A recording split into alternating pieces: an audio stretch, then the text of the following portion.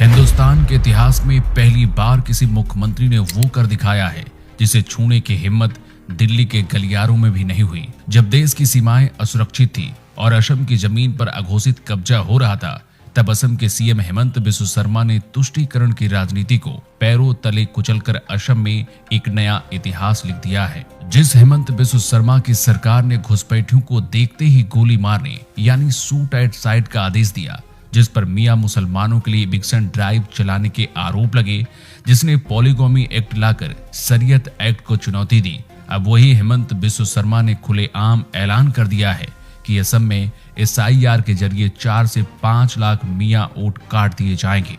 CM Sharma के इस ऐलान ने असम से निकलकर दिल्ली तक, मीडिया से लेकर मस्जिदों तक, राजनीति से लेकर सामाजिक संगठनों तक एक नई सियासत, एक नई बहस को जन्म दे दिया है। तो क्या सीएम शर्मा का ये बयान घुसपैठियों को टारगेट करने के लिए है या फिर असमिया अस्मिता को बचाने की आखिरी कोशिश है? चलिए पूरी कहानी समझते हैं इस एक वीडियो के जरिए। दशकों तक असम की राजनीति वोट बैंक के इर्द गिर्द घूमती रही है। घुसपैठियों को नागरिक बनाया गया और स्वदेशी असमिया अपने ही घर में बेगाने हो गए। लेकिन 2021 में सत्ता की कमान संभालते ही हेमंत बिस्वा शर्मा ने साफ कर दिया कि असम अब धर्मशाला नहीं बनेगा। उन्होंने वो किया जो नामुमकिन था। पहले घुसपैठियों को देखते ही गोली मारने का आदेश दिया, फिर 24 घंटे के भीतर घुसपैठियों को देश छोड़ने का अल्टीमेटम दिया।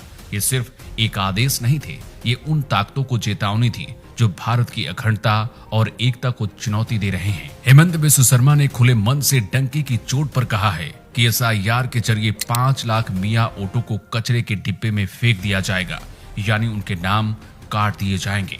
विपक्ष इसे कह रहा कि ये जानबूझकर मुस्लिमों को टारगेट करने के लिए ऐसे बयान और काम किए जा रहे हैं, लेकिन सीएम शर्मा इसे असमिया स्वाभिमान की रक्षा कहते हैं। उन्होंने साफ कर दिया है कि मेरा काम घुसपैठियों को रोकना है, उन्हें पालना नहीं। हेमंत बिस्वा शर्मा ने खुले मंच से डंके की चोट पर यह कह दिया है कि SIR के जरिए 5 लाख मियां वोटों को काट दिया जाएगा, यानी उन्हें कचरे के डिब्बे में फेंक दिया जाएगा। हेमंत बिस्वा शर्मा ने ऐसे कई उदाहरण देकर ये बताया कि कैसे आज असम में हिंदू अपनी जमीनें बेच रहे हैं और मियां मुस्लिम उन्हें खरीद कर डेमोग्राफी बदल रहे हैं। अगर आज हम अपनी जमीन के लिए नहीं लड़े तो हमारी अगली नस्लें कहां जाएंगी? जिस कट्टरपंथ के आगे बड़ी बड़ी सरकारें अपने घुटने टेक देती हैं, हेमंत सरकार ने उस कट्टरपंथ पर सीधा प्रहार किया है। लेकिन सवाल ये है कि आखिर हेमंत बिस्वा शर्मा को इतना सख्त क्यों होना पड़ा? क्यों वो मियां मुसलमानों के लिए इतने कड़े शब्दों का इस्तेमाल कर रहे हैं? इसका जवाब छुपा है असम के उन आंकड़ों में जिनसे अब तक की सरकारों ने आंखें मूंद रखी थी।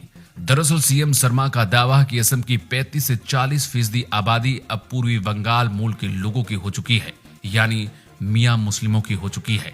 ये सिर्फ आबादी का बढ़ना नहीं है, ये असम की संस्कृति, उसकी जमीन और उसकी डेमोग्राफी बदलने की एक बहुत बड़ी साजिश है। हेमंत बिस्वा शर्मा का ये नया मिशन दरअसल लैंड जिहाद और वोट जिहाद के खिलाफ सीधी जंग है। उन्होंने साफ कर दिया है कि अगर आज हमने असम के इलाकों में मियां मुसलमानों को जमीन खरीदने से नहीं रोका तो 2050 तक असम का मूल निवासी अपने ही राज्य में शरणार्थी बन जाएगा। विपक्ष इसे नफरत की राजनीति कहता है, लेकिन हेमंत बिस्वा शर्मा इसे असम को बांग्लादेश बनने से बचाने की लड़ाई कहते हैं। उनका 5 लाख वोट काटने का ऐलान दरअसल उन लोगों पर प्रहार है जिन्होंने फर्जी दस्तावेजों के दम पर भारत की लोकतांत्रिक व्यवस्था में सेंध लगाई है। वो साफ संदेश दे रहे हैं कि असम की जमीन और संसाधन केवल उनके लिए हैं जो असम